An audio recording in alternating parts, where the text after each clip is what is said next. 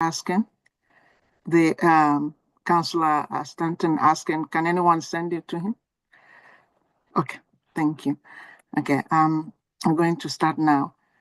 Welcome to tonight's License Subcommittee meeting. My name is Councillor Mercy Ume, and I'll be chairing tonight's meeting.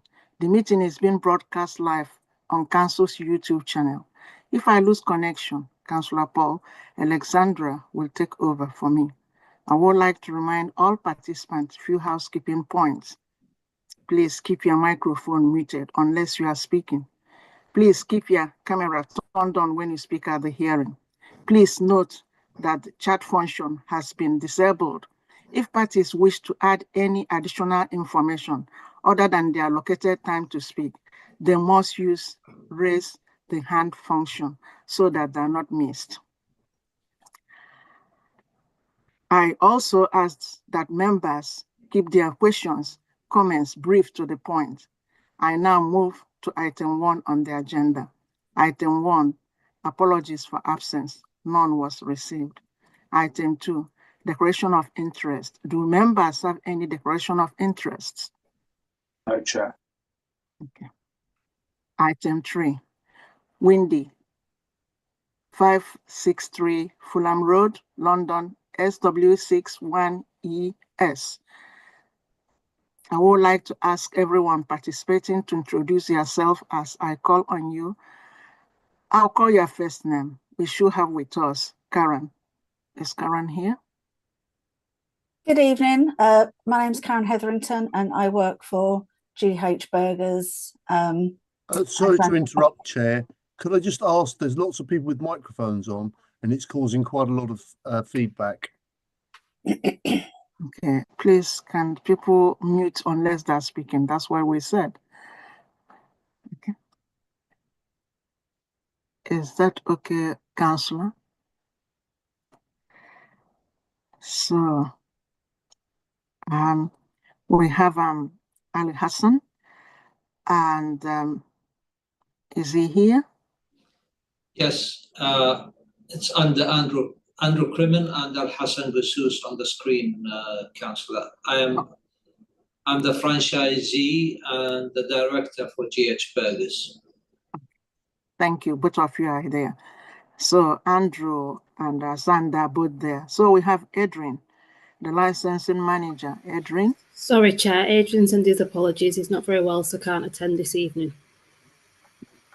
We have Lona? Yeah, present, Chair. Okay. We have Sheila? Correct. Hi, I'm the legal officer. Okay. Council. Thank you. We have Glenn. Good evening. I'm Glenn Egan, Assistant Director of Legal Services. Okay. We have the objectors. We have people objecting. We have Karen, local resident. Karen, are you here? No, Chair, she's not here. Not here. Okay, we have Martin, local resident. Is Martin here? No. Martin, you are here. Just took myself off mute. Yeah. We have Miranda. Miranda? Mute. Sorry, Chair. Yes, I'm here. Thank you. Okay. We have Charlotte. Charlotte? Yeah. I'm here. I'm hearing 5 voices Sorry, at once, Chair. but Yes, I am I'm here. Oh, that's weird. Okay, we have Sarah. And Sarah, 5 voices at once, but I am here. please, can we mute our phones? Maybe, I don't know why we're having those voices. Sarah, you'll be speaking, you are co-chair for Fulham Green Ward panel, and you are speaking as well for Thomas. Yes, I am. Yeah, okay. We have Simon Jones. We have Simon. I don't think Simon said if he couldn't attend that Gary Grant is representing him on behalf. That's in the chair's notes. Okay, yes, it is. Yeah. Okay. Okay, and we have Gary Grant, the barrister is representing Charlotte, John, Amanda, Miranda, Lona, Catherine, and Adrian Murray. And that's correct. Gary, are you here? I am here and I'm representing all of those representatives. Okay, thank you so much. Okay, now we go on procedure. Before we consider the application today, may I confirm that in addition to the main agenda, supplementary agenda A, B, and C were published on 27th and 31st of March and 1st of April 2025. Okay, I will quickly explain the procedure the committee will follow. We will hear from the following. The licensing officer will introduce the application, the objectors, finally the applicant. Usually, each party will address the committee for a maximum of 5 minutes. Following the presentation by all parties, the committee may ask questions of any party other than the person present at the hearing, except committee members. No party has the right to ask questions to any other party at any time during the hearing.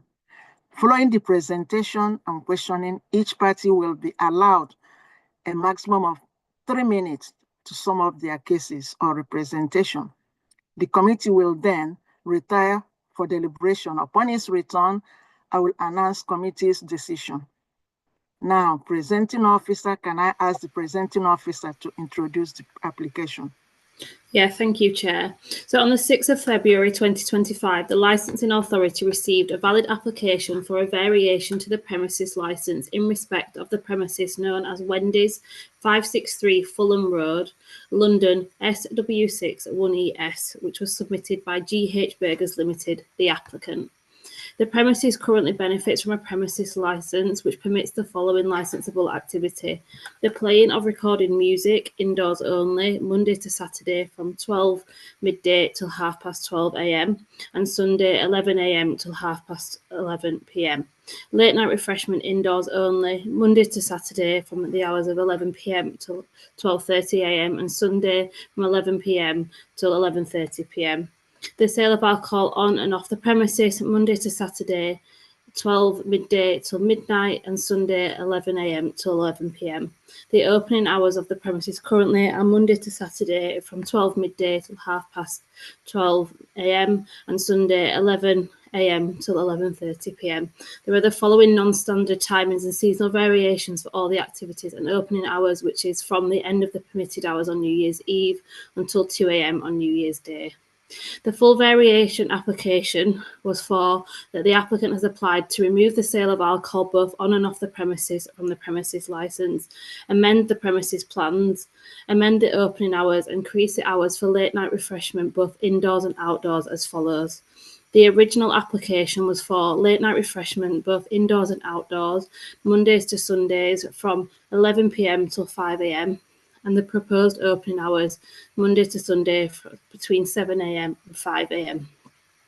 On the 28th of February 2025, following correspondence with the police licensing team, the applicant had agreed to amend the opening times and the hours for late night refreshment, both indoors and outdoors, and add 8 further conditions to the licence if granted.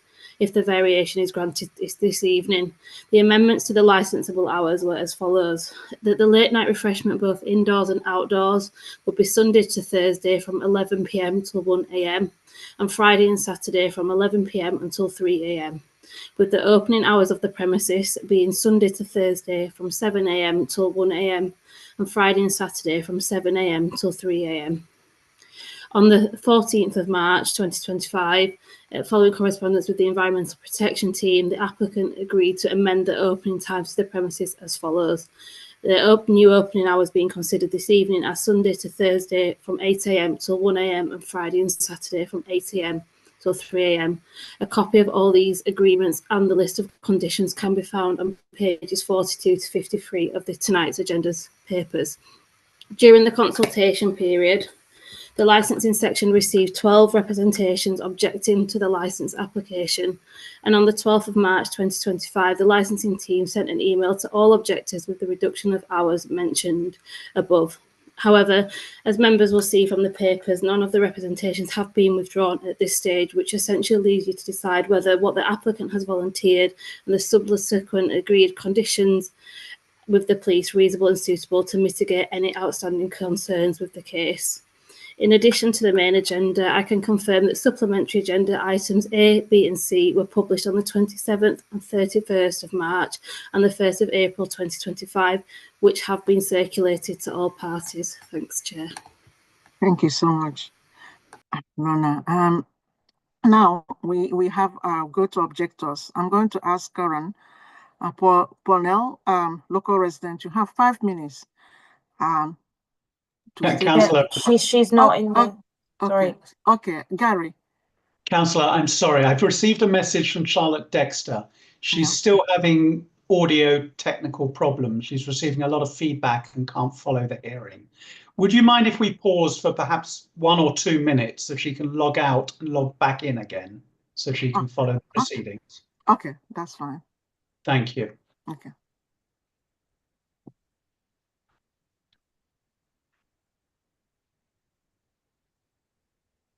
Charlotte, can you log out and log in again if you're still having feedback issues? Thank you very much. I'll do that and continue, please. I'll do that and deal with Amrita, who's there, and she knows that I'm doing this now. Sorry, I'm just trying. I'm live streaming, so I can't answer any sort of queries. But the best thing I would advise is if you log out and log back in. But just to let you know that we could hear you perfectly fine from here.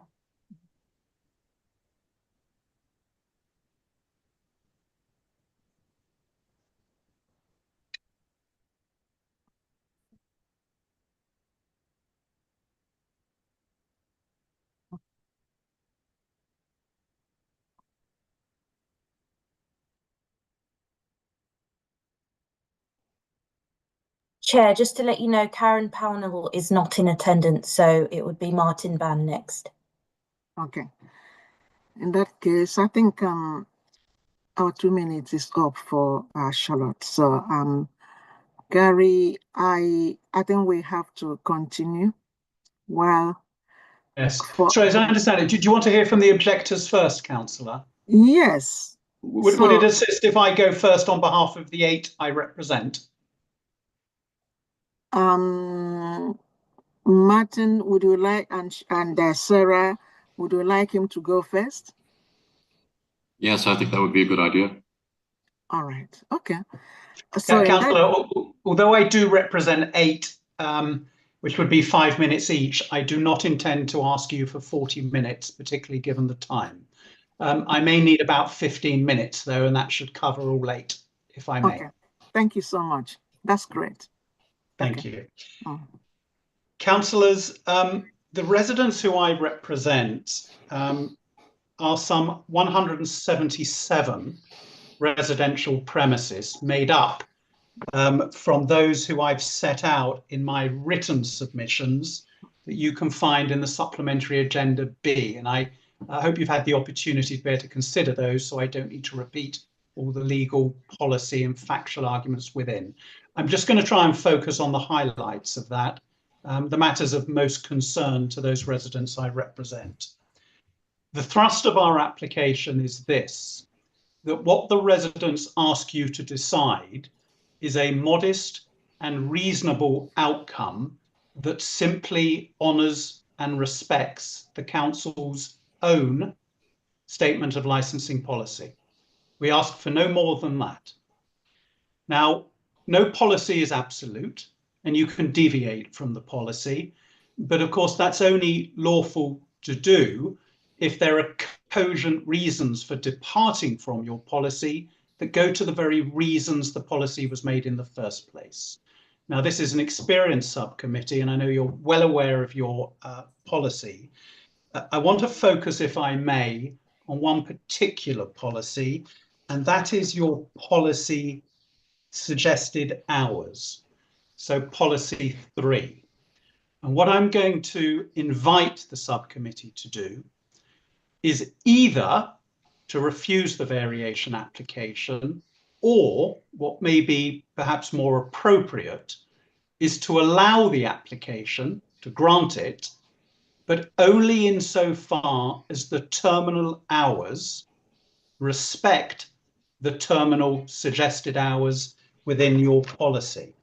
And just for clarity, what that means in terms of times are as follows.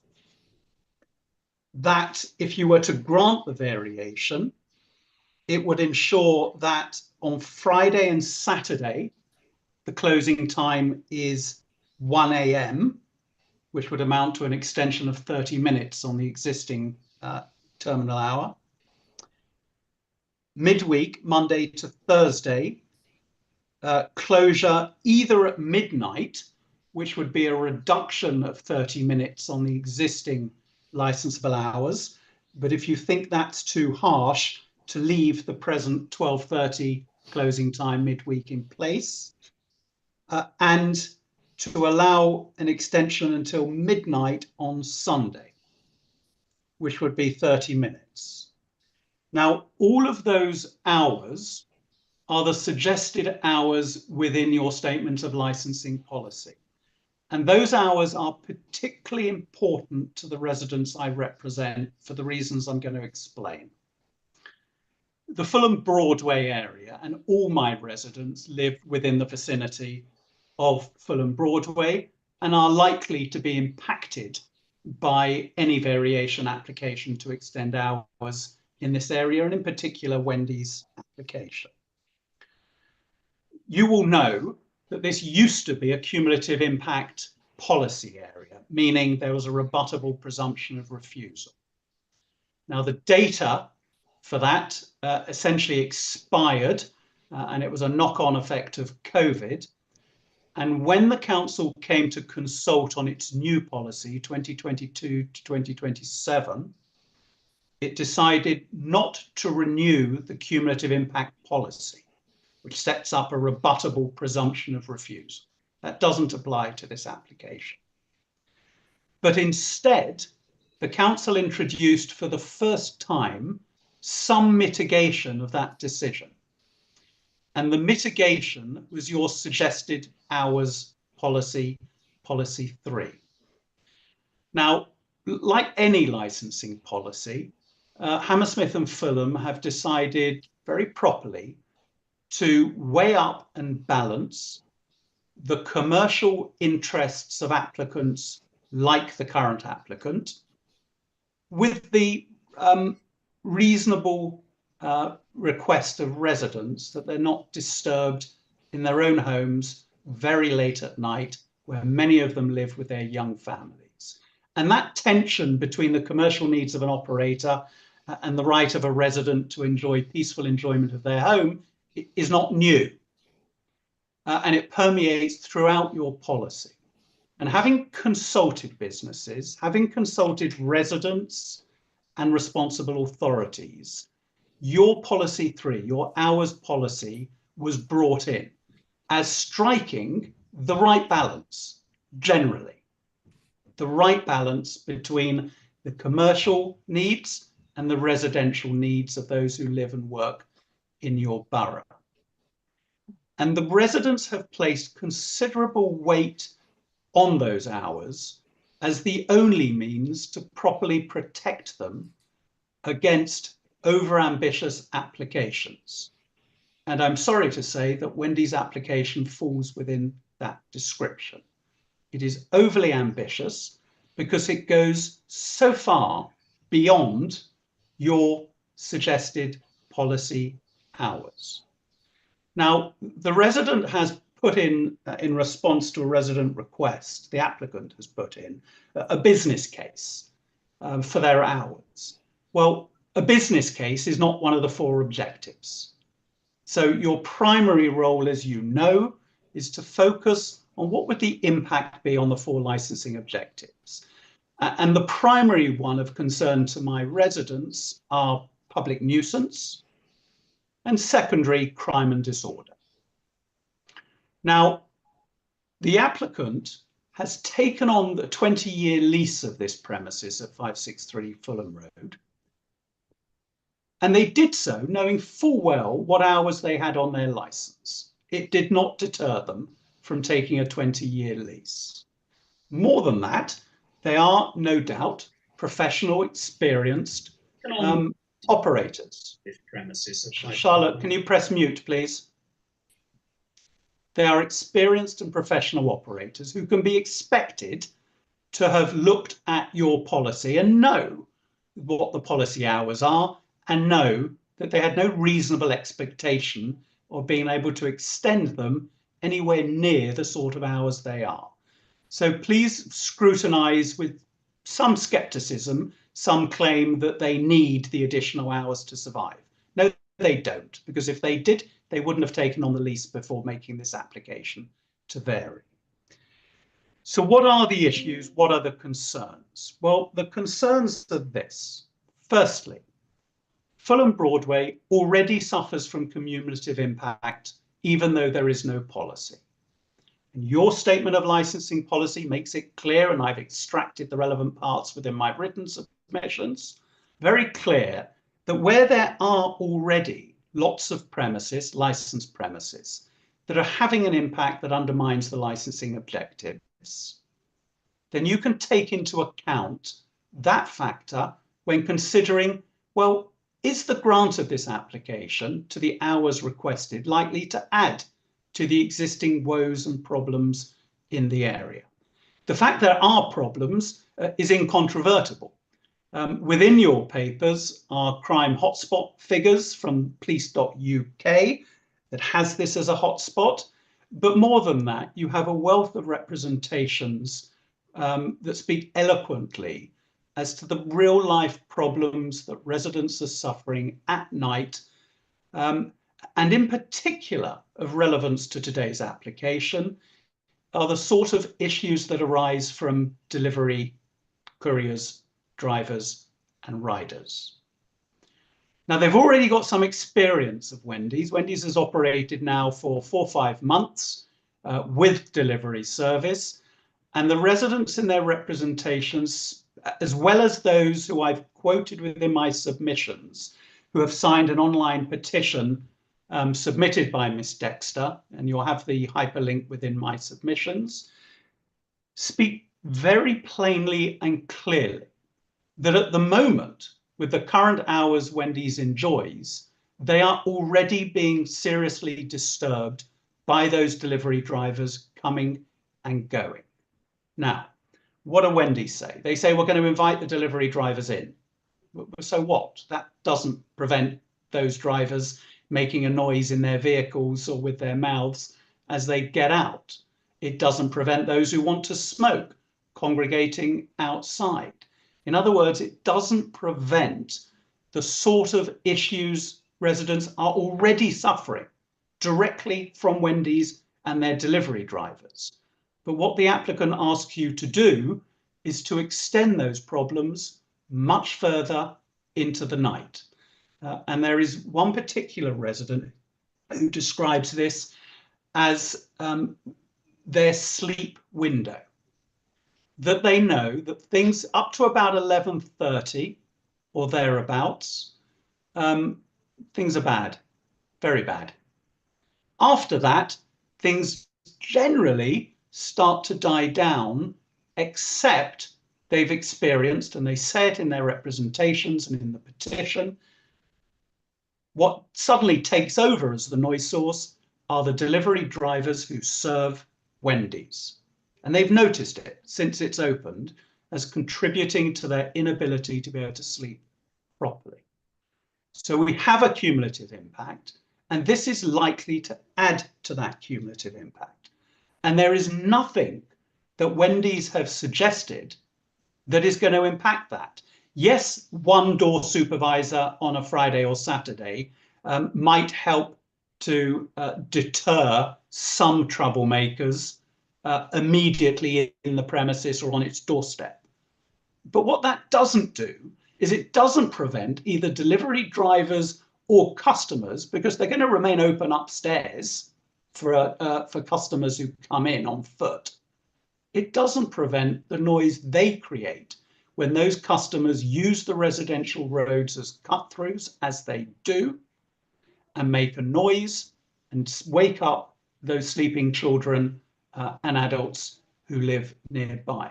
There is nothing they can do by way of conditions that will prevent the sort of nuisance residents suffer when those customers or drivers have moved away from the immediate vicinity. And that impact is an impact you can take account of. You can't condition what happens to people when they've left the immediate vicinity, but the law says you can take into account issues, crime, disorder, public nuisance away from the premises. And if your legal advisor needs the reference, it's Luminar Leisure case in the High Court. So nothing here, and I think the applicant made point as they try and weigh quite heavily on the fact that they're surrendering their alcohol license. But it is really somewhat of a red herring, and it's a red herring because this has never in recent years ever operated as an alcohol-led premises. It was a Thai restaurant since about 2013. So it's never been an alcohol-led premises. So the fact that a premises that's not an alcohol-led premises says we're going to surrender the alcohol element really doesn't take things further. It might be different whether it's a nightclub or a late night bar turning itself into a takeaway, but it isn't. It is a restaurant that's going to continue being food-led, albeit the concentration is going to be on takeaways and so on. Now, the hours they are applying for, if you were to grant them, would put this applicant in a premises that has later late night refreshment hours than any other premises in the vicinity, any late night refreshment premises.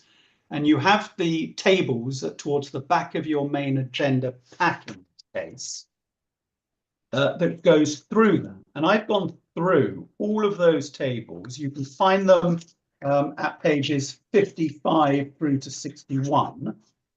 There are 36 different licensed premises on that list.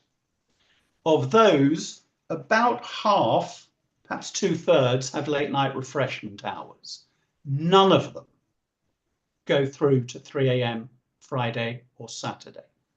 So what Wendy's are asking for are the latest hours to push the envelope further than anyone else has done in Fulham Broadway.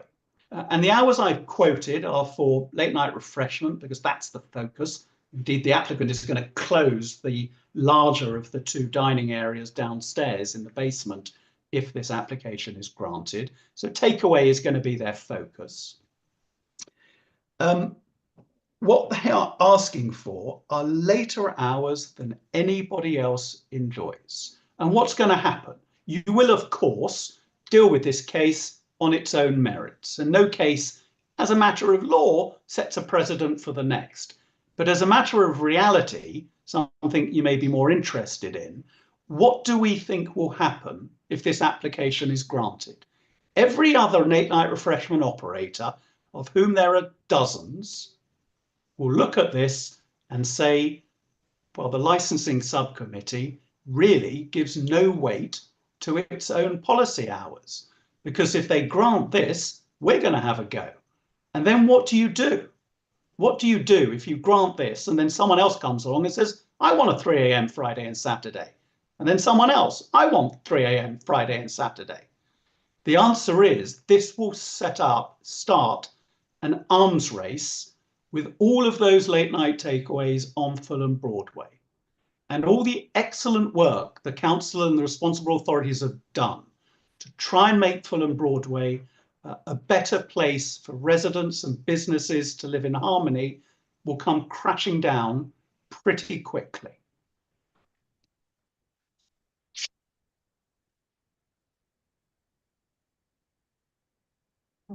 I'm just going to check my notes to see if there's anything else I need to cover. Okay.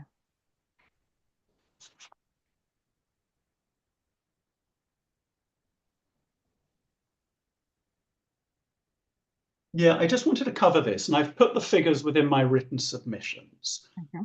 Although Fulham Broadway is classed as a town centre, it's a pretty unusual one for this reason. It also has the highest residential density in the area. So figures that I take directly from the council's own profile of Walham Green Ward 2024, and I've put the reference at paragraph 11 of my written submissions. The preface of the council's own profile of the ward says this: the ward is almost entirely residential in character, with the exception of the shopping centre and many commercial premises alongside Fulham Road.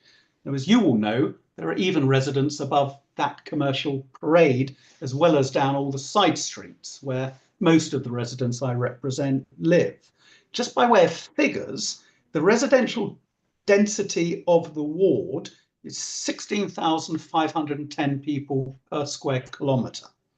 Compare that to Hammersmith and Fulham's average of just 11,161 and London's average of 5,598. It gives an idea of how pretty unique this particular location is, where commercial premises live cheek by jowl with residents. And there is nothing you can condition on this license that would stop the late night operation that Wendy's seek from further disturbing those residents. And when you have an hours policy, when the residents look to that, when the operator who knows that policy when they took on the lease, when you say, look, this is our hours policy, there are serious concern from residents, they have cogent, evidence-based experience of the disturbance Wendy's is currently causing. When the residents ask you, please, respect your policy hours, don't go beyond them, because that's what protects us as residents. In my submission, they have a strong case for saying just that. One wonders why the applicant who puts forward their experience and professionalism in documents within the agenda papers has failed to carry out the local area risk assessment that policy 1 of your statement of licensing policy requires them to do. Now, that of course requires applicants to look at the area, to look at residents, public nuisance issues, and crime and disorder. And in their operating schedule, in the boxes where they put measures for how they're going to control and mitigate issues, under crime and disorder, bear in mind this is the crime hotspot of the borough, what do they put? Nothing. Under the how are you going to prevent public nuisance? What does the applicant put? Nothing. And that's of deep concern, because they've ignored the requirements of your own policy to carry out a local area risk assessment, and they simply go ahead without really contemplating it. And it was left to the police to suggest some conditions that they might offer in this case. They have offered nothing to comply with your electric vehicle delivery policy to ensure that all vehicles will be quiet vehicles, in other words, pedal bicycles or electric vehicles. They've offered nothing and just say, I'm sorry, we can't do that because there are third-party providers. It's surprising because there are plenty of other leading fast food operators who can offer conditions ensuring only electric vehicles, but they haven't been able to do that. And in reality, what's going to happen if this application is granted? Firstly, far more delivery drivers, far late into the night, continuing to cause disturbance to residents. And you will also have walk-in customers coming to the venue who have been in drink in other alcohol-led venues in the area, who finish their night getting a late night burger. And you will have others traveling into this area in order to get a burger, knowing that this is the latest burger joint in town. And that is going to add to the cumulative impact. It's going to create more public nuisance, more disturbance, more crime disorder, and more antisocial behaviour. So for all of those reasons, we invite you to say that what Wendy's has asked for is too much for this heavily concentrated residential and commercial town centre, and they should be restricted to a terminal hour of those set out in your balanced fare policy. And those are our submissions. Thank you. Thank you, Gary. And your time was 23 minutes. Thank you. I'm going to ask Karen, you are here. You have 5 minutes.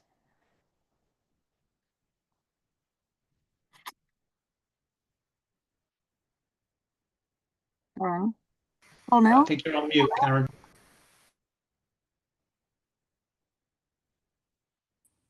Thank you. I was on mute. Yeah, I just wanted to say apologies for being late, but I was never sent the Zoom link to the meeting. I'm sorry. Charlotte Dexter actually forwarded to me from the meeting because I was watching it on YouTube.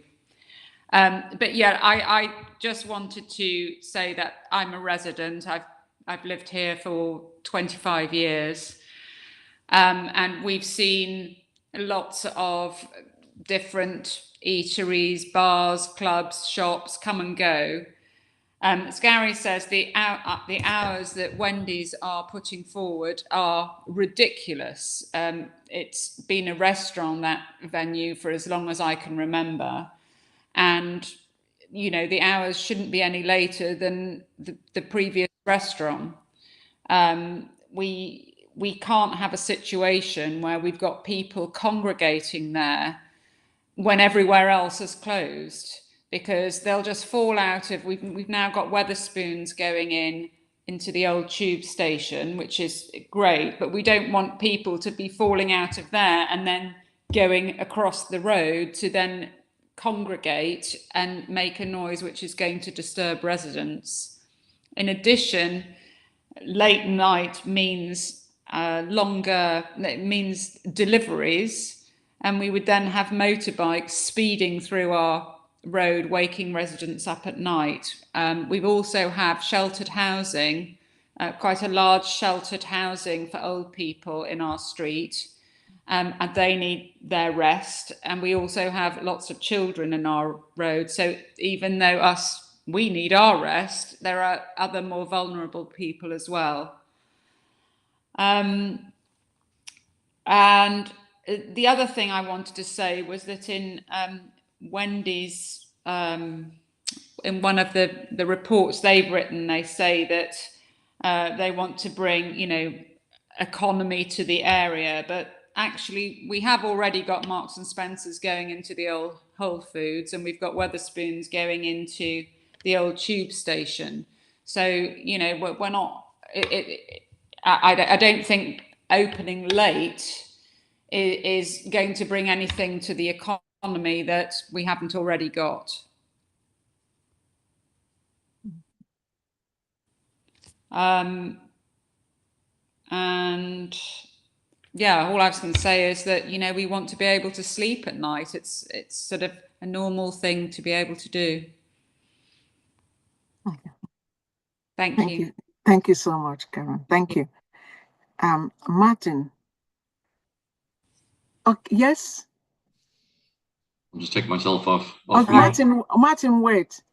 Sorry, Chair, I just wanted to confirm that a Zoom link was sent out to everybody, including Karen, on the 27th of March. Okay. Okay. It's okay. Maybe she didn't receive it, but she's here now. Thank you for explaining that. Okay. Martin. Thank you, Chair. Thank you. I'm a relatively recent resident of Fulham Broadway, having moved to the Fulham Broadway end of Barclay Road 4 and a bit years ago. I have so I don't have the experience of, I won't be speaking from what it was like 10 years ago or in the distant past. I can tell you what it's like from time to time today, more or less. And what it can be like, and I'm not saying that this is definitely going to happen if Wendy's opens till 3 in the morning, but there is a network effect where people come into the area. Gary touched on it. People come into the area because it's got late hours. People come into the area because there are other people who are out in the street that they see as their customers, typically the young people that went to the Redback, and the Redback will be back, I'm sure, or a variant of it. The young people that went to the Redback were targeted literally by drug dealers with a 4x4 with a large industrial size tank of NOx in the back. And almost every morning there would be canisters and canisters of gas, balloons everywhere. And the evidence of people having basically got themselves incapacitated. It wasn't just the NOx. They were selling marijuana, they were selling other forms of drugs.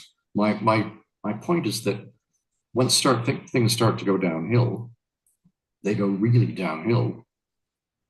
We have people, and I'm sorry to be explicit about it, but I'm at the window that I'm sitting at right now on a Saturday night, in those, at the time that things were the worst, I could see people urinating, defecating, having sex, having knockdown fights that obviously I was not able to sleep through, or I wouldn't have been sitting here looking out the window. I'm not saying that Wendy's is not drawing a straight line between Wendy's getting a license till 3 in the morning and that sort of mayhem, but we have to be very, very, very careful of the network effect here. The cumulative impact, as I think it's called, is very, very serious. Once the area gets a reputation, and you have it's like going to a retail store where they have destination products and add-on products. Once Fulham Broadway becomes a destination for the people who want to cause mayhem, the later the hours are of any operation, whether it's a drinking establishment or a food establishment or whatever, will simply exacerbate that problem.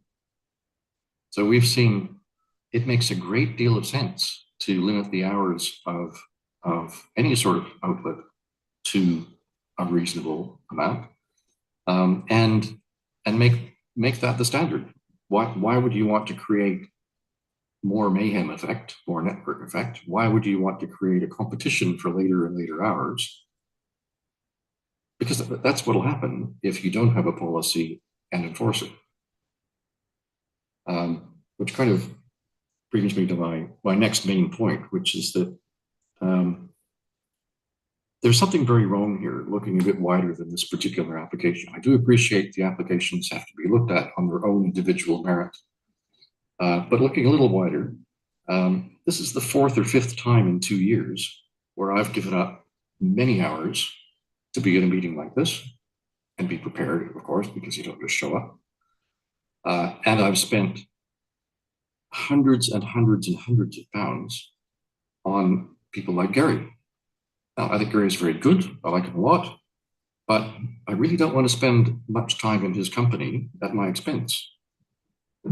Why am I doing this? Because the system doesn't protect me from having to do it. I'm here at my own expense, on my own time, each time fighting my corner. Miranda is doing the same thing. Charlotte is doing the same thing. You're here.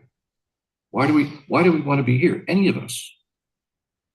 I would advocate, no, I think you should publish a policy, inform the applicants of what the policy is, and that's that. If they want to apply for late hours, they can, but they'll have to know that they're fighting an uphill battle. Gary, Martin, I have to stop you. Your time is up. Okay. Okay, fair enough. Thank you very much for the time to make my representation. Thank you. Yeah. We have Sarah. Sarah, are you here?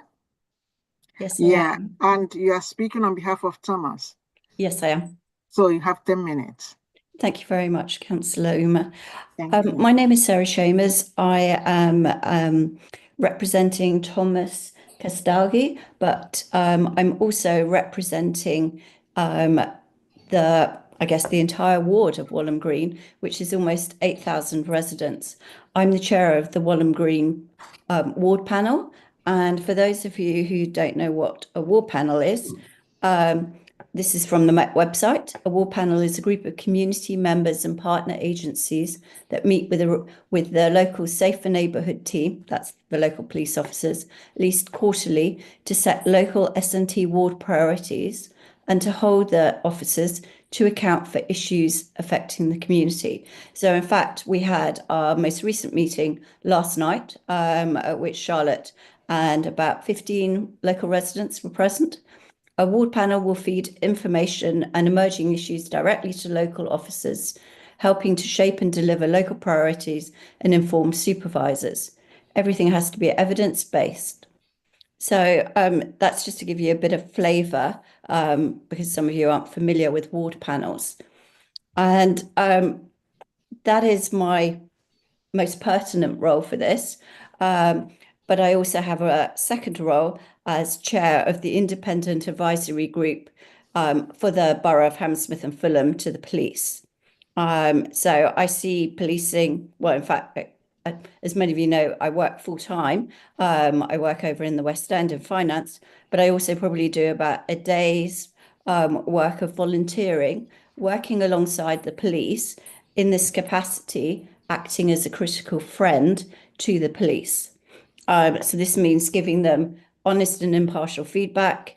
And to be honest, I probably have emails and conversations with police officers almost every day of the week, whether it's talking to our local PCSO in Walham Green, or talking to the borough commander, or as of last week, where I spent a day down at the Metropolitan Police Specialist Training Centre in Gravesend, because I was asked to go down and observe firearms training. So I know quite a lot about policing, and obviously I'm constantly talking to local residents. In fact, it was originally left off the pack, but has now been put into, I think it's supplementary A, agenda A, on pages 10 to 12. I did a bit of research online on the Met website, which I would advise lots of people to look at. There's loads of information there about police and crime in London. You can go in and put your postcode, or you can put your neighbourhood into there, and it will give you information about police, crime, antisocial behaviour in your area. And when I was doing the representation on behalf of local residents, there were 104 crimes in Walham Green ward in December alone. And if you look on the map, which I literally just copy and pasted from the Met website and put into my submission, you'll see that the Wendy's premises is actually right between the two kind of hotspots or epicenter of the crime. 75 of the 104 crimes in the ward were centered on round that location either side. When I look at I've just been having a look at the stats for January. We had 97 crimes, 70 of the 97, again, in the same locality. For February, much to my horror, we had 141 crimes in this ward, of which 110 were close to Wendy's. Residents are justifiably extremely concerned about what the impact of extended opening at Wendy's will do. The only hotspot for the south of the borough, as in south of Hammersmith, is Fulham Broadway and Walham Green. We talk about it in policing meetings. It impacts the resource allocation of neighbourhoods officers. It impacts how local operations are sourced, etc. This is a Met Police designated hotspot.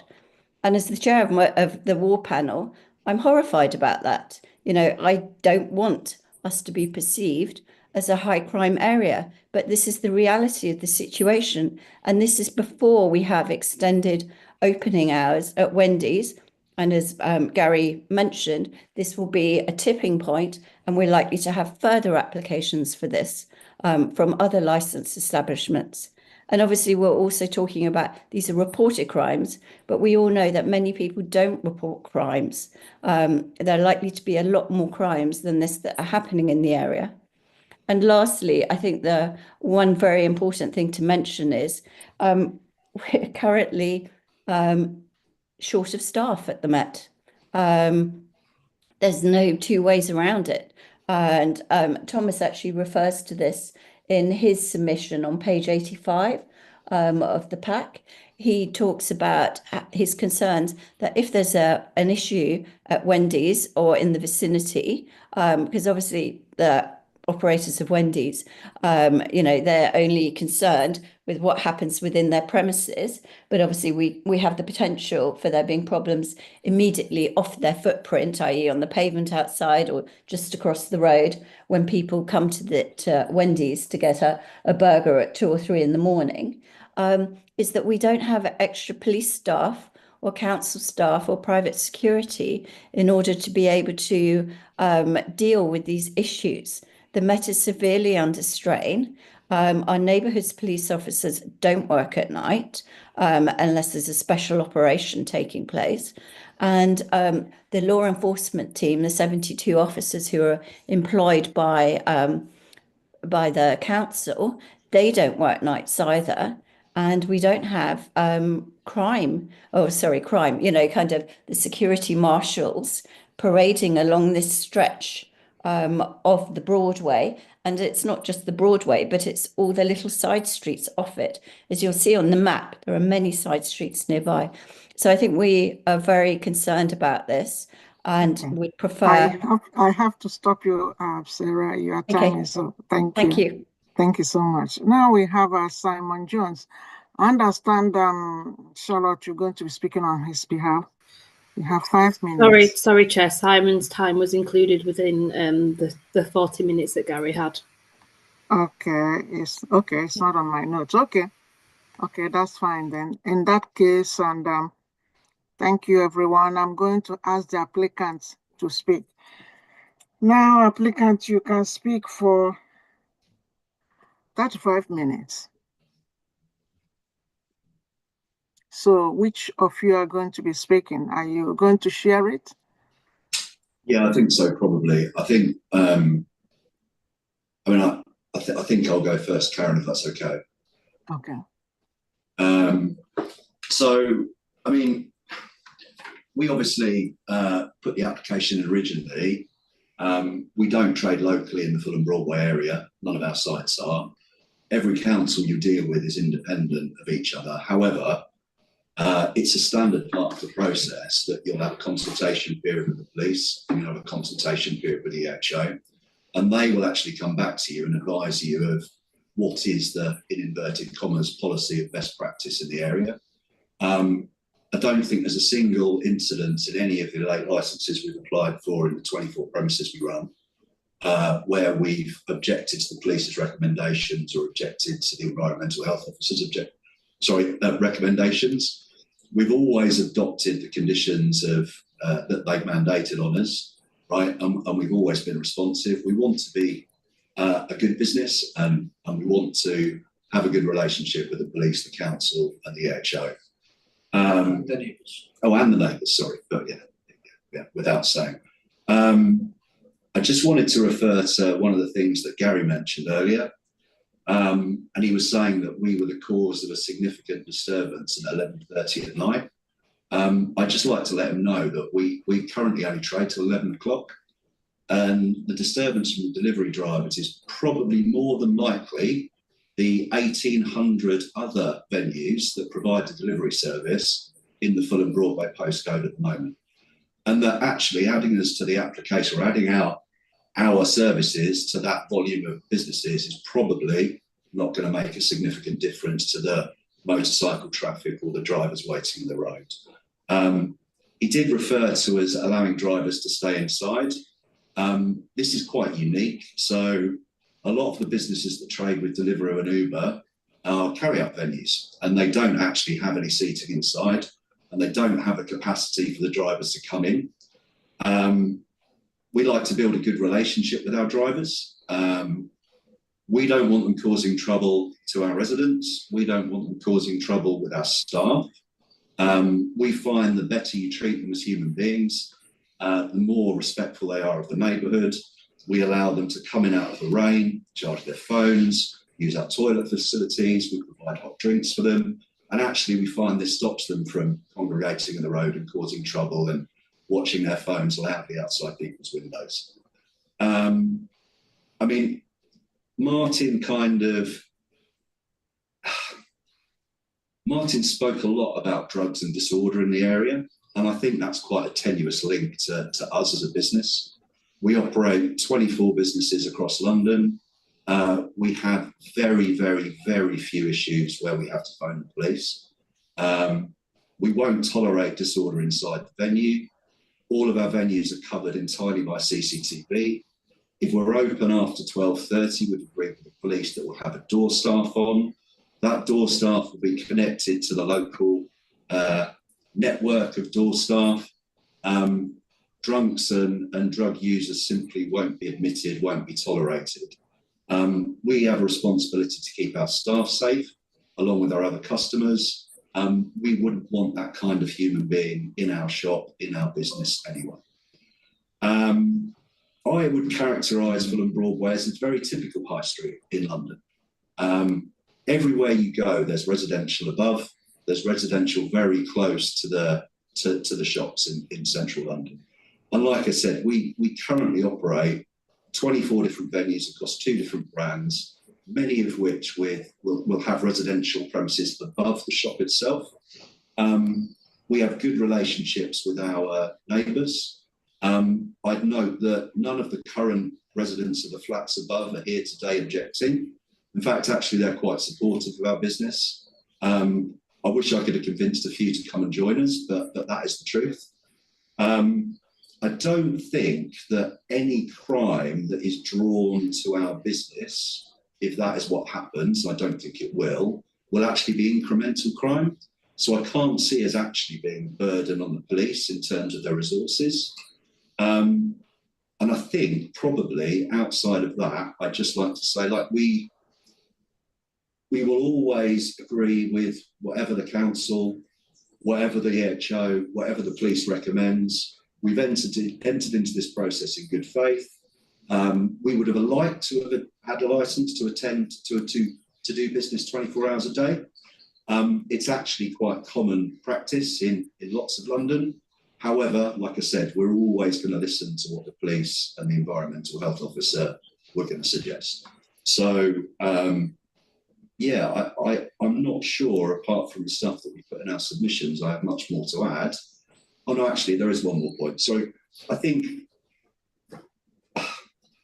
if you walk up and down the Fulham Broadway, there actually are quite a lot of empty units. And in those empty units, you'll find people squatting, right? People causing trouble, right? Having a bright lit premises with staff that care about their customers, right? With people there to report crimes and witness crimes, actually, I think prevents them happening, right? I don't think that the actual characterisation of us as a den of iniquity, a place where that is going to cause trouble is fair. I think actually our experience says that this is more a thing of perception rather than reality. Like I said, we have very, very little trouble in the current venues that we operate. So, Karen, is there anything that you'd like to add? No, I don't think so. I think you've covered everything, Andy. Thank you. Cheers, Karen. Thank you. Okay. So, in that case, can I ask committee members to ask questions of any party about application and issues that has been raised at this hearing in relation to the licensing objective, the prevention of crime and disorder, public safety, prevention of public nuisance, the protection of children from harm. So, which can I ask the office committee member? Okay, Councillor Stanton.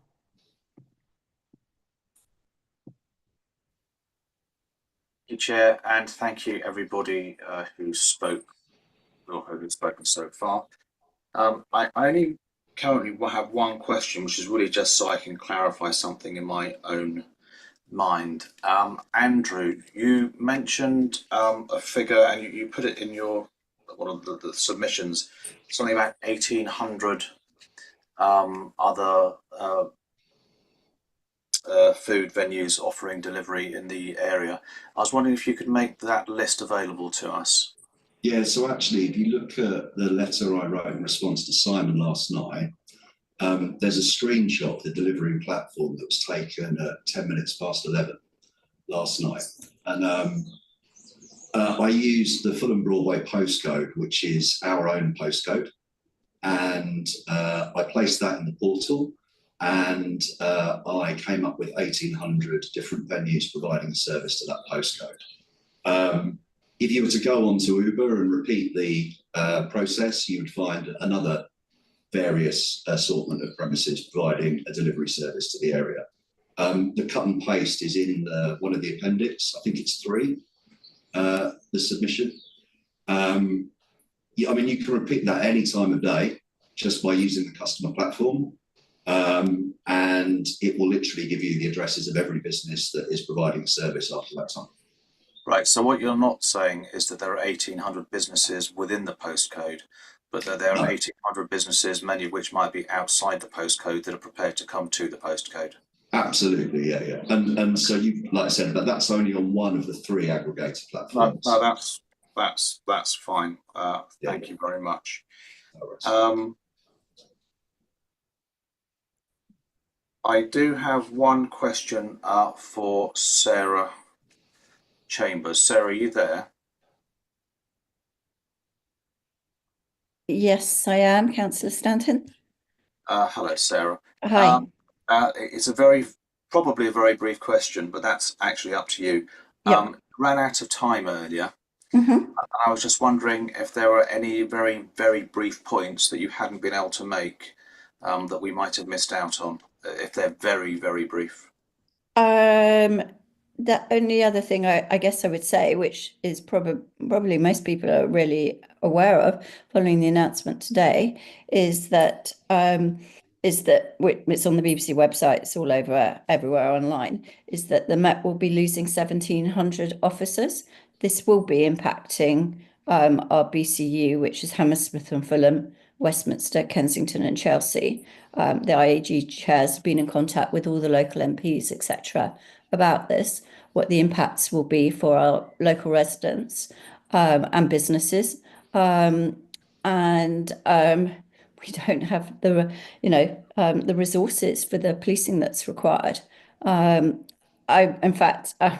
I know this might seem a little bit of a strange thing to say, but I would urge everybody who's on this call, and in particular the councillors and members of the public, to take advantage of the police ride-along scheme, where anybody is open to go along and try it, and then you'll see what policing is like.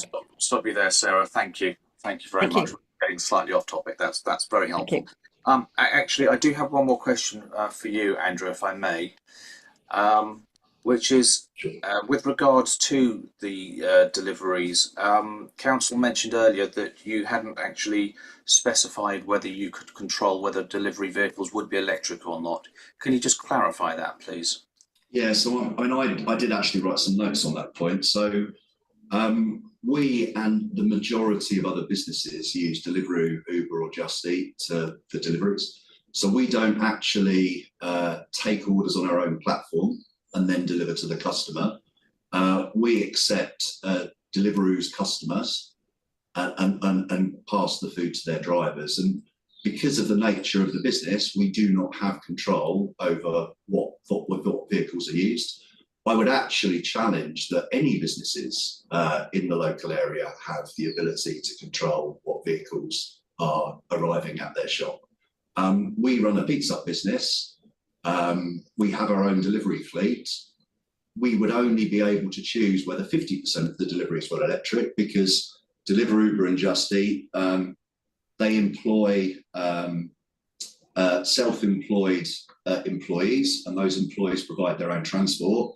That could be a combination of walking, cycling, electric cycling, mopeds, cars. And like I said, we just can't stop them from coming. And neither can Deliveroo, Uber or Just Eat. And so if you were talking about Nando's, for example, they couldn't control who was coming to them. Popeyes around the corner couldn't control who was coming to them. It would be impossible. And if I said so, it would be a lie, if that makes sense. So.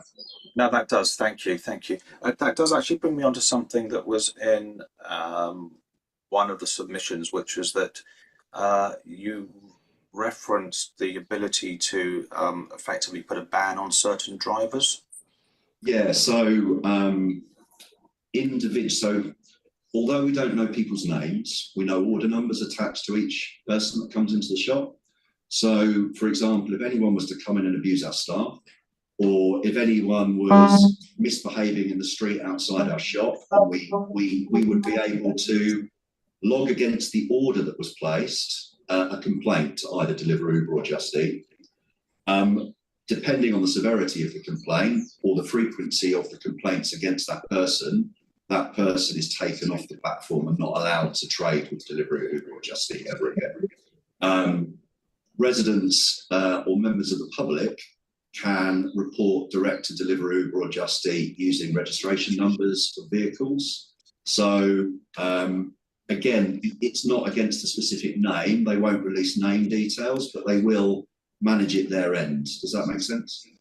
It does, yes. I mean, given that my understanding is that some of the delivery drivers actually work for, a number of the aggregators. Absolutely, yeah, they do.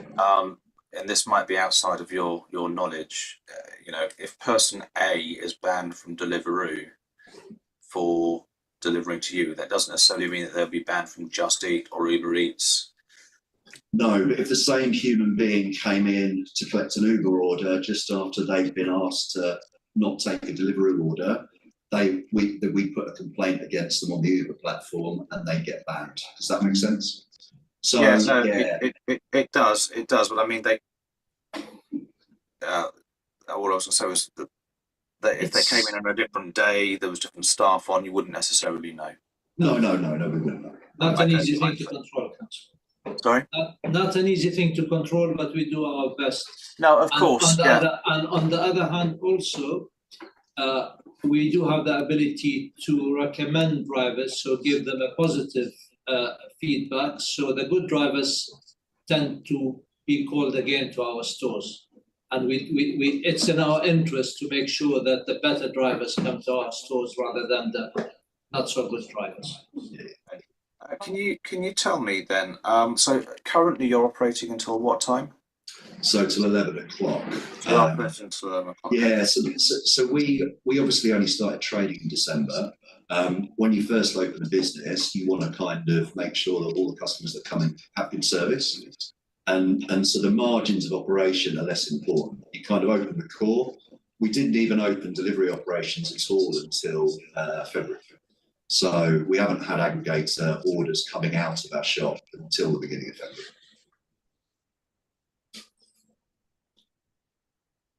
Is he muted or? Sorry. Can't hear you, Councillor.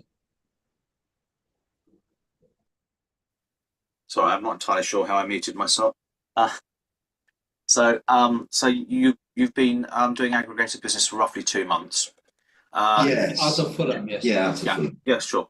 Well, it's just specifically Fulham I'm asking about. So in that period, what sort of volume are you doing between 10 and 11 p.m. on a Thursday to Sunday? Yeah, not a huge amount, to be honest. I think we're probably, our peak hours of trade are the lunch.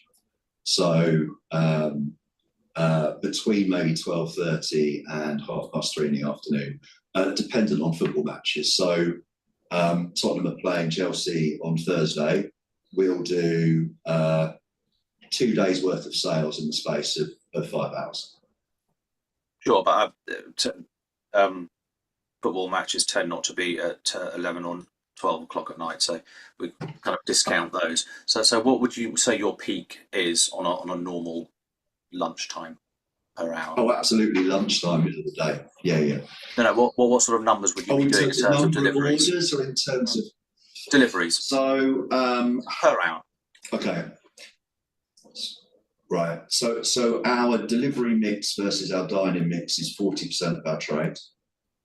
Right. And like I said, it very much depends on day of week, time of year, bank holiday, no bank holiday, I imagine you possibly be having 5 orders an hour at the moment, late at night, between 10 and 11, as a delivery transaction, and then maybe and then maybe 6 or 7 orders dining in that kind of ratio.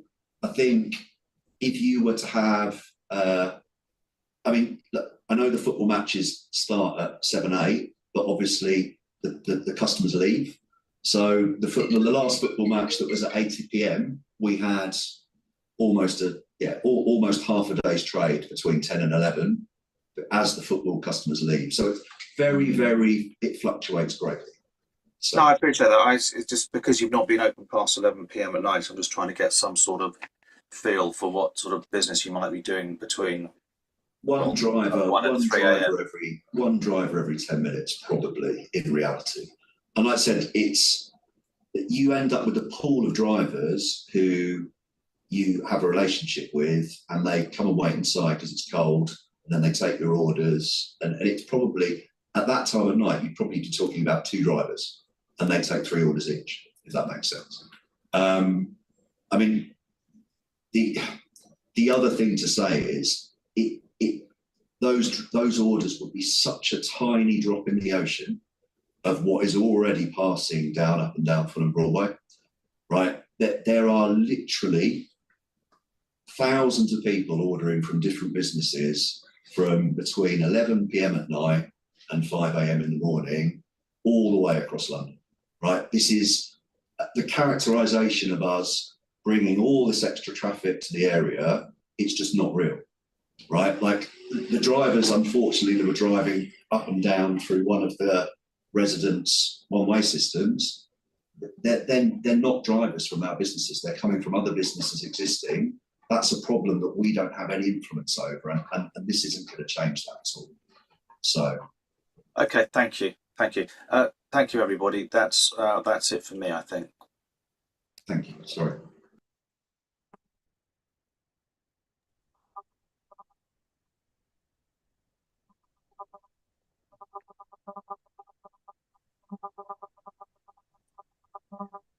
Hello, Chair. Over to you. Chair, we can't hear you.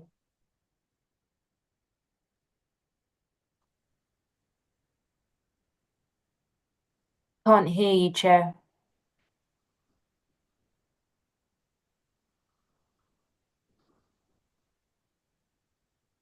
I believe the chair is inviting Councillor Alexander to ask a question, if that's okay. He is. Chair, are you asking us? Do you want to leave the meeting and rejoin?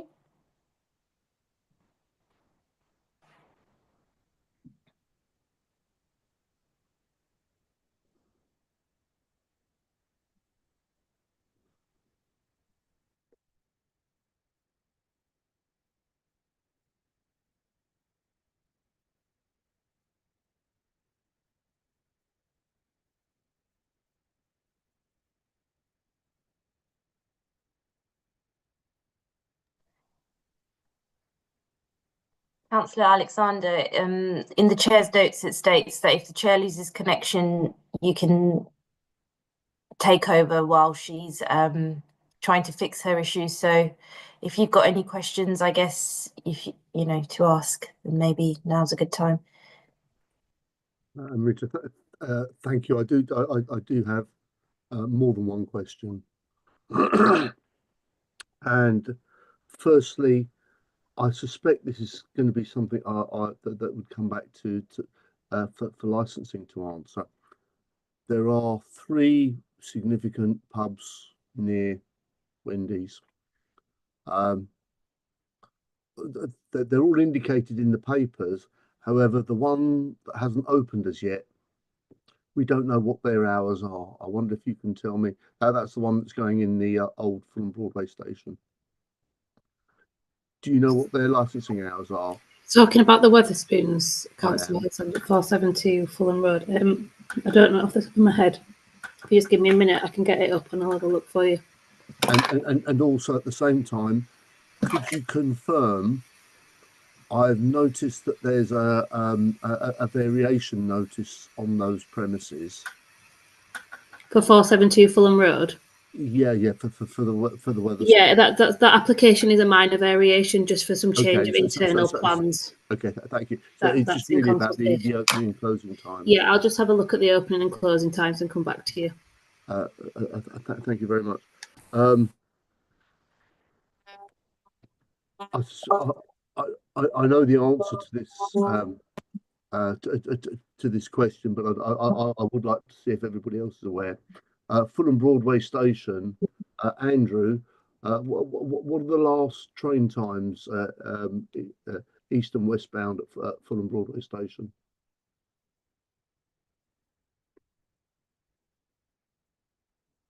Sorry, Councillor, you're asking me. Yeah, are you aware of when the last trains are? Yeah, they're around about midnight, but I'm not 100% sure. I'd have to look it up. Yeah, I think you would. Just to put this into perspective, they're both at approximately 1 o'clock in the morning. While we're waiting for licensing to come back with the information I asked,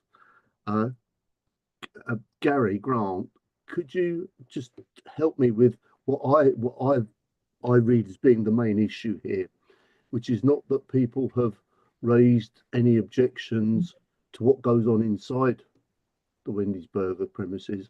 It is outside, and these all relate to public nuisance. You are a public nuisance ASB primarily. Yeah, you're right. It's not what goes inside that's of concern to the residents. Yeah. It's what happens when people come and leave away from the immediate control of Wendy's, because that's the impact that residents suffer. And just to just get it clear in my mind, that would kind of fall into two categories. People who are a bit the worse for wear for drinking or whatever, or for whatever reasons, and the other is the behaviour of delivery drivers. Yeah, the delivery drivers can be well behaved, but they can still wake up residents as they rev their scooters, for example. Okay. And if I could ask Charlotte to just assist me with something, or Karen Pownell, if the delivery drivers all used electric scooters as opposed to petrol engine scooters, would that solve the problem about noise and nuisance? Charlotte? Well, first of all, it's not a possibility. We don't have any bylaws in our council that require that. And as the applicant explained, he cannot control that. And third, the delivery companies themselves don't have enough of those vehicles. So there's nothing motivating them to go electric. However, the electric vehicles, they're not as zooming noisy, but they're buzzing noisy. So they zoom down Barclay Road to cut through and miss 3 traffic lights between the Broadway and the bottom of Fulham Broadway at North End Road. So they come down Effie Road, they come down Barclay Road, and you hear this hum kind of thing. And it does wake me up, but I'm a light sleeper and I have to sleep to the front for various reasons, the way my house is organized. So I personally don't think it helps at all. It might help a lot, but I think that's also 5 or 10 years in the future. It isn't now. It's not a possibility. Okay, thank you, Charlotte. Lorna, thank you very much. Have you been able to find out that information? Yeah, would you like me to read all the full licensable activities and the opening hours for the Wetherspoons, which is 472 Fulham Road? Yeah, it's really the closing times, I think. Yeah, so the opening hours for the premises for that are Sunday to Thursday from 8 AM till midnight, and then Friday and Saturday from 8 AM till 1 AM. Okay. That's the opening hours. Do you want the licensable activity time as well? No, that's fine. It's just to get an idea. So Fridays and Saturdays until 1 AM. Yeah. And then the rest of the week, Sunday to Thursdays till midnight. So again, if I could take advantage of, sorry, Mercy, are you back?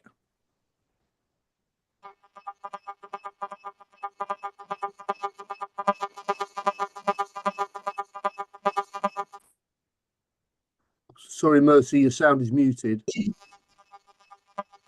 Yeah, I'm muting her because there's some echo. We can't hear you, Chair. Would it be possible? Could you join from your phone, or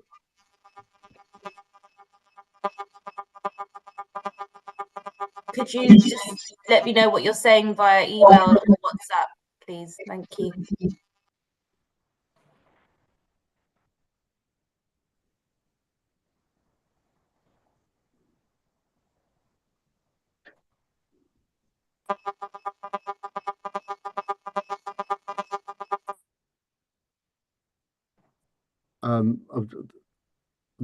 Okay, I'll continue, Anne-Marie, if I'm. Yeah, you've got a copy of the Chair's notes, right? Yeah, I do, tucked away. But in the meantime, just while I just gather my thoughts, Dominic, do you have any? Sorry, Councillor Stanton, do you have any other questions? No, I think I've heard everything I need to hear, Chair. Okay, so I was going to say if I don't know whether the Councillor Ume has any further questions, but I think I've heard everything I would want to hear. Okay, thank you. So if I could ask the applicant a couple of more questions about how they would in reality regulate what their delivery drivers do, not so much in their premises, is when they come and go. And I have to say, I do regularly walk by this place, and as recently as Monday evening, a driver on a small moped, he pulled up and just parked at the traffic lights of Fulham Road, as if he was coming into town. Sorry, as if he was coming away from town, and then obviously went into your premises and just left his bike there, which interferes with the free traffic of the free flow of public service vehicles as well as other traffic. I doubt whether you were aware of that,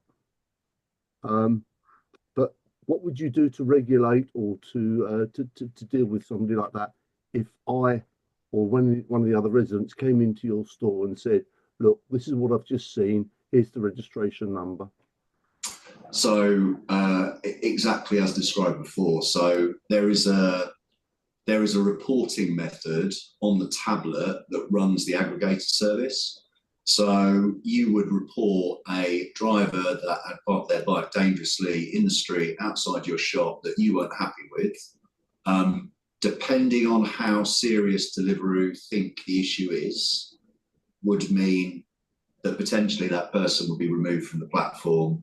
They might be sent a warning, and the second time it happened, they might be removed from the platform. But after that, they wouldn't be allowed to trade with Deliveroo. And just to clarify, it was the process for making the complaint.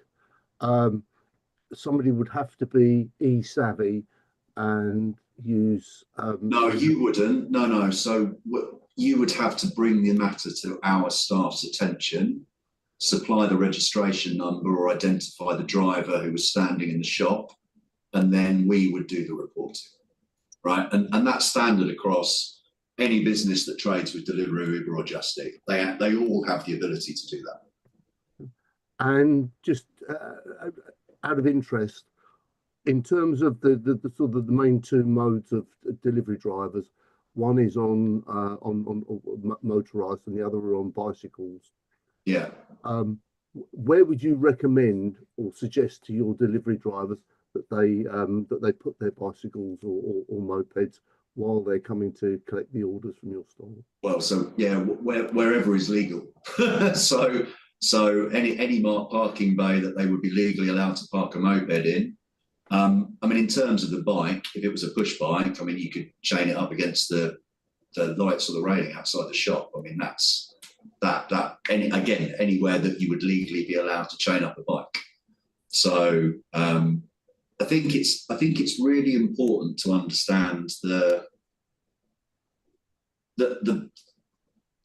the customers of Deliveroo and Uber and the employees of Deliveroo and Uber they're just, unfortunately, they're not us.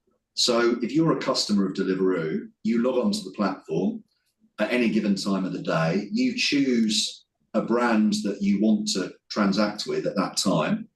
They will send us the order. We will tell them the order's ready through our IT system. They will send and choose the driver to send to us. That driver might never have been to our business before. In Cambridge once, we were having an issue where the drivers were they were congregating in a specific side street, and we contacted Deliveroo. Deliveroo got one of their own staff down to marshal the drivers. They put notes on the account to direct them to park in a specific location. But like I said, it generally,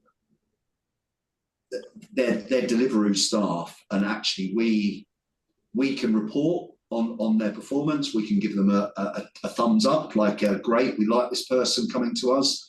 We can say we don't want them coming back, but beyond that, we don't really have any control over them, I'm afraid. I think my question was about what you were able to suggest or recommend to your delivery drivers, and if I can give you a hint, your next door neighbour, which is 553 Fulham Road, Fulham Town Hall.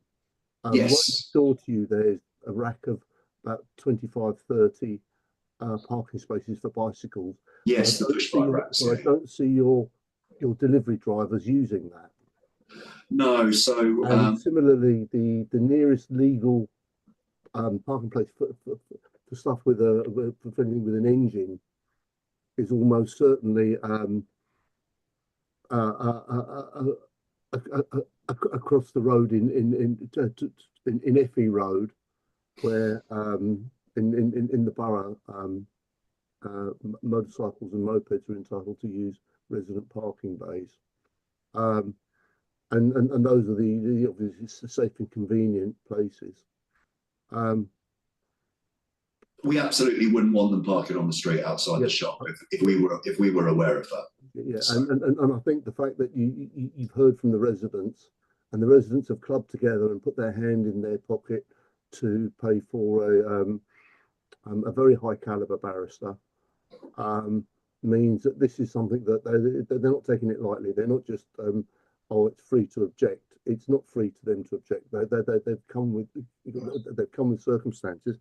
And again, as somebody who, obviously as a local council, I do know the area, that you've got a good location for a burger place. That's a great location as residents I speak. However, it's not. It doesn't score very highly as a delivery venue, because you are on the convolution of Fulham Road and Fulham Broadway and Harwood Road, which are all double yellow lines, and they're significant public transport routes. And anybody who stops a vehicle there for whatever reason causes a public nuisance. And I think that's part of what Gary Grant was discussing.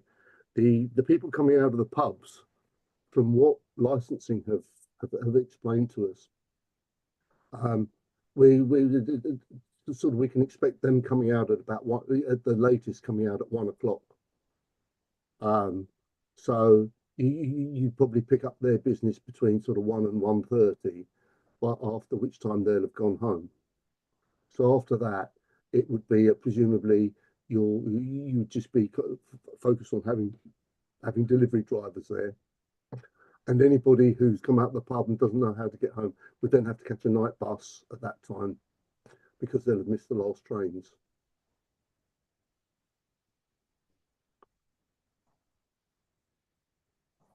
So at that point, I don't really have any further questions unless Councillor Stanton does. Mercy, are you back with us? I think I'm back with you. Oh, thank you. Thank you. If I can hand back to you for chairing the meeting, please. Thank you. Thank you. Thank you. I'm sorry. I was kicked out. My question is, I know you have I missed some of the questions, but I have this. How many staff do you have, Andrew? How many staff do you have that work within this your premises? Oh, in total? Yes. Close to 40. So close to 40, and because when you said that the Uber deliveries, you have a space for them, so I'm wondering how big this place is that will take those ones as well as your staff, as well as people that come to buy food. So it's actually, although the shop front looks very small, it's actually a very large restaurant. So we have 120 seats. It's about even split, 50 on the top floor, 50 on the bottom floor. In terms of our aggregator waiting area, it's a bench on the side. It probably seats about 3 people. But Alison and I were discussing while we were muted. I had a look at last night's trade. In terms of deliveries, we were talking about 3 deliveries in the last hour of trade. And so you're talking about one human being popping in for 5 minutes and then leaving and then coming back 20 minutes later. It's not at the moment a significant volume. So, but also to add, Councillor, the total number of staff is 40. We don't have 40 staff working at the same time. Right? It's because we operate long hours. We have several shifts. Okay. So at any one time, probably there will be about 9 or 10 people in the shop. Yeah, the most we'll ever do is we get to about 25 staff at one instance during the peak football match. So, okay, Andrew, could you tell me how you will ensure welfare of maybe one of your patrons that comes to you that is vulnerable? How will you protect that person? How would you protect if one of your patrons comes and is unsafe? How will you protect the person? How? What will you do? So you're referring to someone who is by vulnerable, what do you mean? So do you mean yes, vulnerable and is approaching to you, is the safety of that person? How will you protect if somebody comes in and is a bit worried and So I think in terms of duty of care to our customers, right? We'd obviously try and look after everybody in the site. If they needed help of another agency or they needed shelter, like they'd be welcome. We like to think that we're a compassionate business and our team members care about other human beings too. In terms of if they were fully intoxicated causing trouble, then we wouldn't serve them. They wouldn't be allowed admittance. But then if they needed help and support of the agencies, we'd call them, stay with them. We have quite extensive food safety, but also health and safety training policies. Karen's having a dispersal policy written specifically for Fulham. Like I said, I think give me the specifics and I could give you a real answer, but in general, of course you can. Sorry, can I ask Karen, please, to talk about the training that we are providing for the staff to help the vulnerable people and the Angel website that you say, Angel Safe? So we've discussed with the police. They've asked us if we'd be on board with participating in Wave with them, where we'd be on an app where if someone was feeling vulnerable, they'd be able to come in and approach us. As Andrew said, we're having a couple of policies written that comply specifically with the dispersal and with Wave, so that the team are aware and will undergo separate training processes to be able to fulfill the needs and be able to assist anybody that comes in that needs help. Yes, you said dispersal, which is in any of your statements, I couldn't see any of those things. That is part of licensing laws. For licensing laws, I didn't see any of them in all the statements you put out. So that's why I'm asking this. So how will you, if there's a congregation, how will you do disperse of people that congregated? How will you manage them? Sorry, the policy is being written at the moment, as well as the training that the team will undergo. So I don't have visibility of that at the moment. That's being written by a company called Alert 65. That's in the process of being written for us. Oh, okay. Okay. Sorry, Councillor. It's nothing that we've ever been asked for in any of the applications we've previously put in. So as soon as it was referred to, we took advice from our health and safety company. They're writing the policy for us. We'll put it in place. Yeah, sorry. Yeah, thank you. Okay, thank you about that. Members, do you have any more questions? Because I missed out, so I don't want a repetition of what you have already asked. I'm asking my members, sub-members, licensed committee members. Do you have any more questions? Nothing from me, Chair. Okay. I don't have any more. Yeah, I just have one final question, okay. Chair, if I may, to Andrew. Would you propose keeping a record of complaints you've received from residents about delivery drivers that would be open to the licensing committee? Sorry, the licensing team to be able to look and review. And would you be prepared to talk to local residents about any complaints that you have recorded about delivery drivers? Yeah, absolutely. Like without it, if you wanted to use us as a way of complaining about drivers in general that weren't even our drivers, we could help. We could help the local residents make those complaints or be in contact with the right people. So we don't want any issues, just like you don't want any issues, if that makes sense. So thank you, Andrew. No further questions, Chair. Can I just add, Councillor? We do have a system on our Alert 365 to log all incidents, and we'll be happy to log all complaints that the neighbours would want to make so that we can have them reported. Okay. Okay, thanks. I think we go on sum up. Please, can I ask the parties to sum up as briefly as possible in the following order? The licensing officer, Lorna, could you sum up? Nothing further to add, Chair. Okay.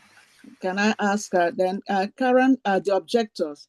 I have to ask Karen to sum up 3 minutes. So, Karen, are you there?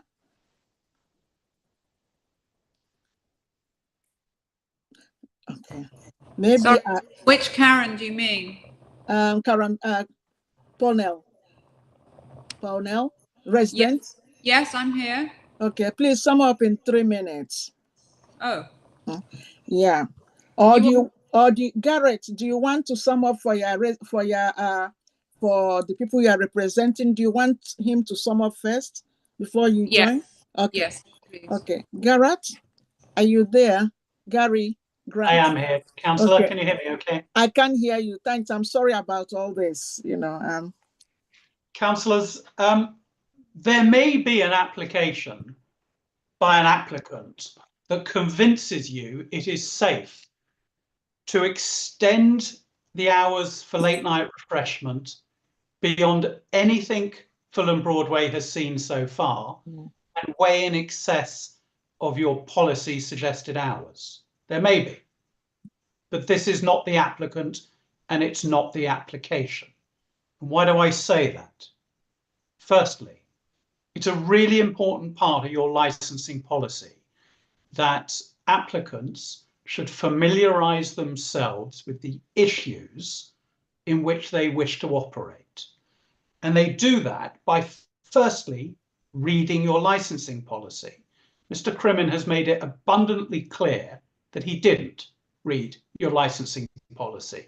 His rather offhand suggestion was, well, I just need to speak to the officers.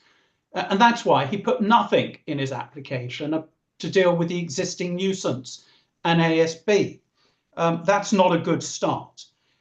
If you were to grant an application, what you would want is really tight controls over the impact of the operation. And in this case, in particularly those delivery drivers. And what's the response you get from the applicant? I quote, "We don't have any control over those vehicles." Well, that's hardly a recommendation to entrust this latest license in Fulham Broadway for takeaways to this applicant. You've heard JD Wetherspoons are going to open their large store in the old railway station. So what's going to happen at 1 a.m. on a Friday and Saturday?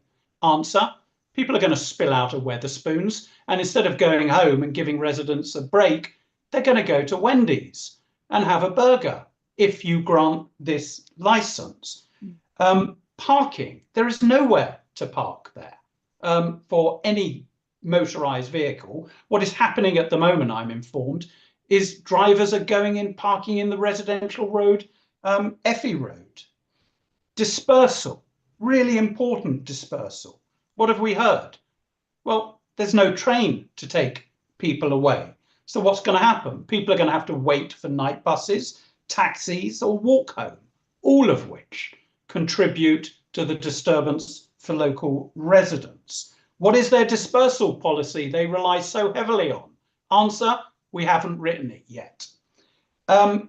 You're also told, well, we've only got 3 deliveries in the last hour of our venue. Well, if that's right, they've just destroyed their entire commercial argument as to why they need this extension. The answer is they don't need it. And if you grant it, it will add to the existing cumulative impact.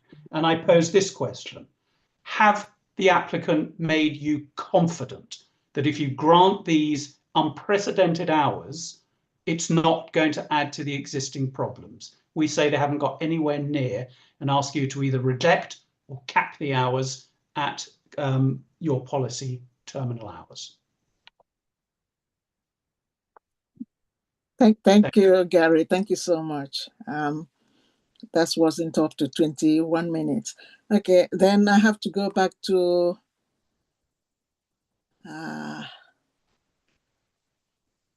Karen, Chair. Karen Pownell. okay, Karen, yeah. Hi, yes, I'm here. Yeah.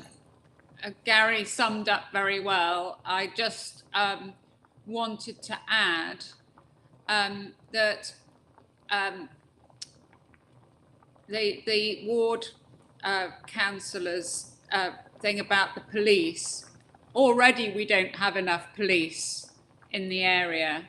So if we were to have any venue where it's open longer, that requires more policing, just by the nature of more people being around and the various problems that that can cause. So that's not an ideal situation. The other thing is that I think there was a lot of focus on drivers, but actually it's not just the drivers, delivery drivers, that are a problem. It's actually people spilling out of night venues like Wetherspoons or whatever pub or bar, and then going to the next place and then carrying on there for a while and then spilling out of there and then making a noise, and maybe worse than a noise. I think Martin alluded to lots of unsavoury activities that he's witnessed, well, we've all witnessed, in fact. The other thing is that, you know, why can't Wendy's just be happy with the hours they've got? They're doing their best business at lunchtime. They haven't had, you know, huge amounts of deliveries late at night. So I don't really understand why they would even want to spend the money on their staff that late at night. It doesn't suit us, and it's not drumming up huge amounts of business.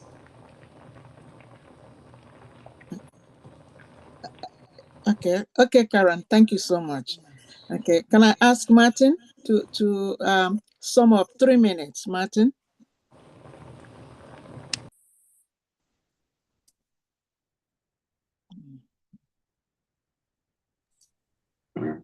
Sorry, I had to unmute myself. Yeah. I think the 2 points that I really made were about how bad it can be around here when things are really kicking off. I think that Andrew's point back that well, that doesn't really implicate Wendy's. On the one hand, it is well taken. It's not Wendy's people who are coming out and throwing up in my garden. There's a network effect here, and if people are coming out of the Redback or whatever the Son of Redback is, or any other pub, and they can get a burger or anything else at that time, then they're more likely to stick around rather than disperse. The more there is to do around here, the longer the real troublemakers will stick around, in my view. The other thing is that, and I don't want to labor the point, but every time one of these applications comes up, Charlotte and Miranda and a few other people, and Sarah and a few other people who are the leaders, and myself, we have to get tooled up to respond, and it's just such a pain in the backside. To be perfectly frank, why am I here? Why are we all here debating something that should be solved by policy? It should be solved once and for all. We shouldn't have to participate in these meetings. Not that I dislike any of you. It's not a personal thing. The process is really quite broken. There are costs going out left, right, and center because we are not being straight with potential applicants, and they come and try it on, like this one. Okay. Yeah, 3 minutes is up, Martin. Can I ask Sarah Chambers to speak? And you have 6 minutes. That is including Thomas. Sarah? Thank you. 6 minutes. I think Martin has a really great point there about how time-consuming all these applications are. And you're probably very familiar, Madam Chair, now with our faces after the last year and a half. It's quite draining. But the reason why we're doing this is because we really care about our neighbourhood, and we care about the lives of our residents. We listen to what the residents are telling us, what we hear in the wall panel meeting, or whether we're at the bus stop, or if we're going out, popping down to the shops or whatever. This has a considerable impact on people's lives. And in the discussion on the drivers, I just wanted to point out that actually there has been some work done by the council I think it was about 2 to 3 years ago, perhaps a little while longer, done by the community safety team. I think it was Jess Toomey or possibly Sina who did a piece of work with PCSO David Miller of the Safer Neighbourhood team and a couple of other police officers, because one of the main cause of complaints in the neighbourhood was delivery drivers and their behaviour. And so there was a piece of work that was undertaken by the community safety team and the officers, and they tried to look at a more aggregate level for the borough, and talk to other councils as well, because this is a major issue across the entire borough and across the whole of London. And they reached out repeatedly to the delivery platforms, and they got absolutely nowhere with the delivery platforms. As being referred to earlier, these drivers work for numerous platforms.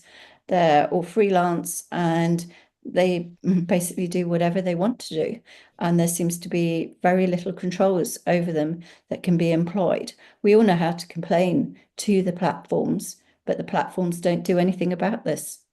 Thank you. Thank you so much. Okay. Now I'm going to go to the applicant. You have 20 minutes to speak.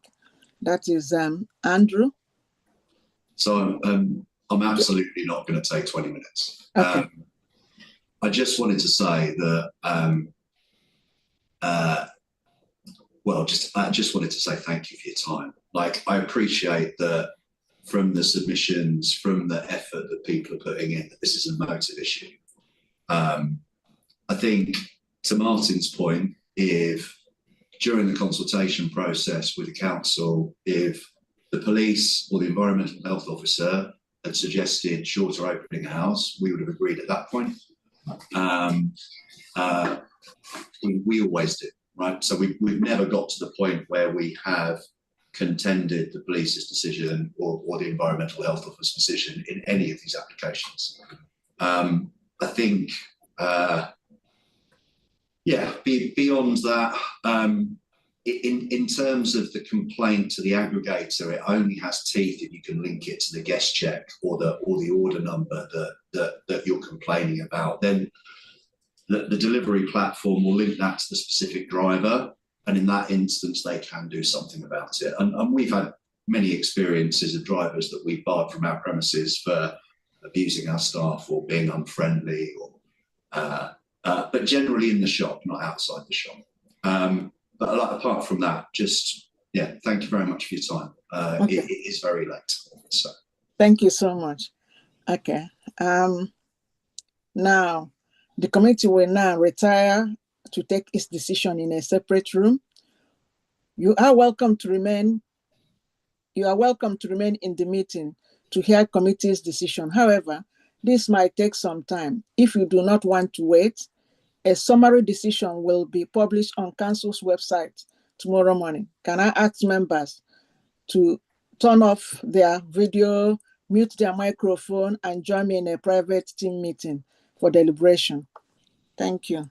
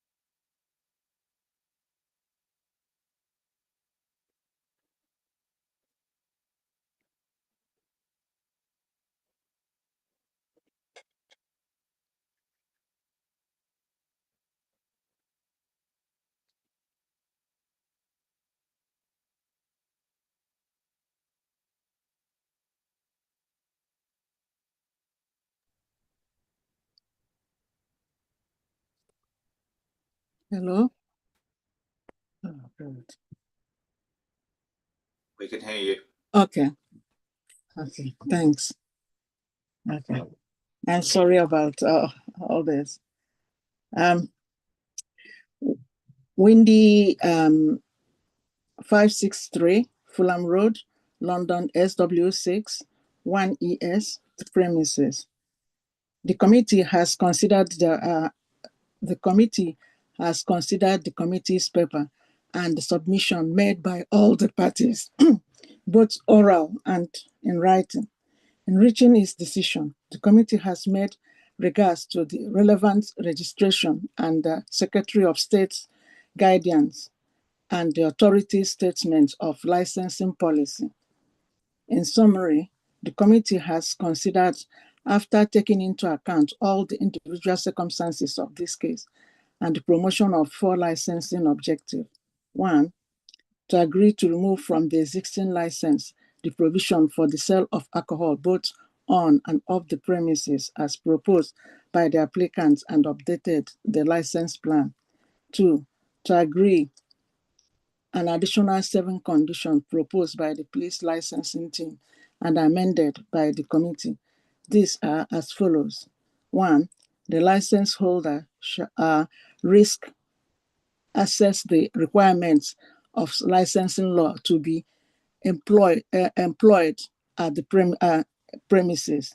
2, the premises shall operate a disposal policy on a Friday and Saturday, which shall be available to licensing officer following a request, and all door staff shall be trained in its implementation.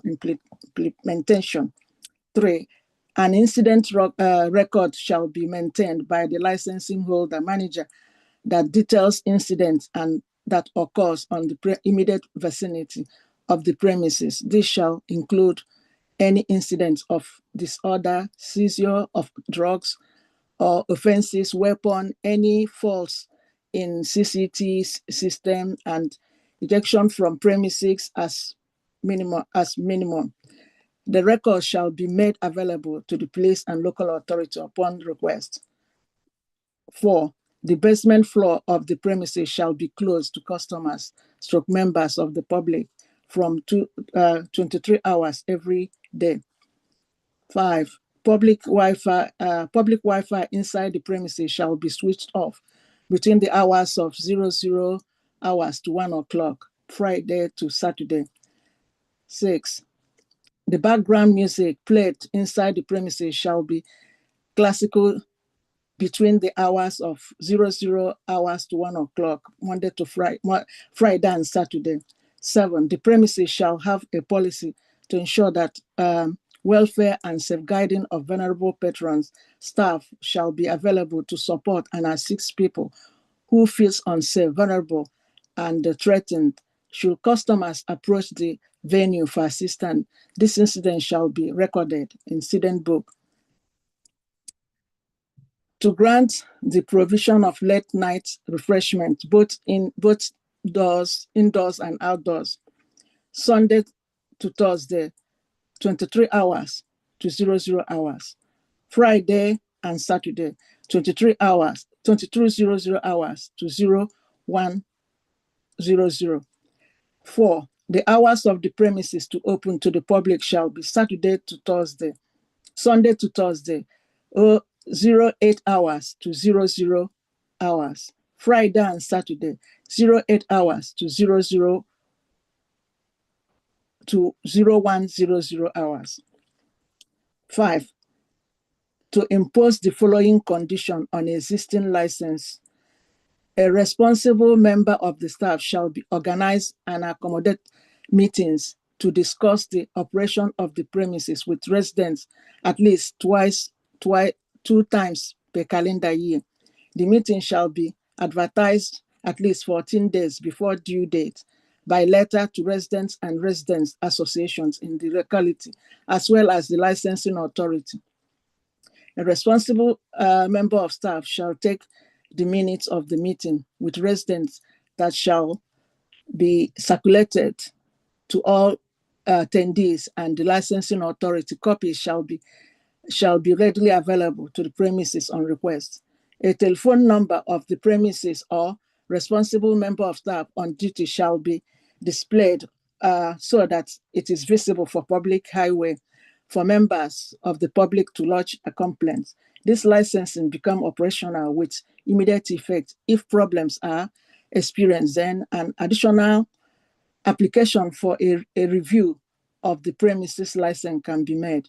A copy of this committee's full decision, including its reasons and full text of the condition added to the license, shall be sent to parties forthwith. If applicant or any person who has made a relevant representation is unhappy with the decision, they are entitled to appeal to the magistrate court within 21 days from the date of notification of the full decision. Thank you all for watching, and thank you for attending. Bye. Thank you very much for Thank consideration. you. Thank you. Can I just confirm Sunday to Thursday closing time was midnight? That's correct. Yeah. And time 1 a.m. Friday to Saturday. That's correct. Councillors, thank you very much. Thank you very much. Thank you, Gareth. Thank you.